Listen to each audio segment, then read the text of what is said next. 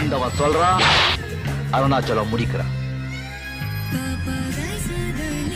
இந்த இயக்கம் நல்ல பாதையில் வெற்றிகரமாக பயணிக்க வேண்டும் என்ற நல்ல எண்ணத்தோடு கழகத்தில் பல்வேறு சட்ட விதிகளை வகுத்து அதை தன்னுடைய காலம் வரை புரட்சித் தலைவர் அவர்கள் அதை நிறைவேற்றி வந்தார்கள்.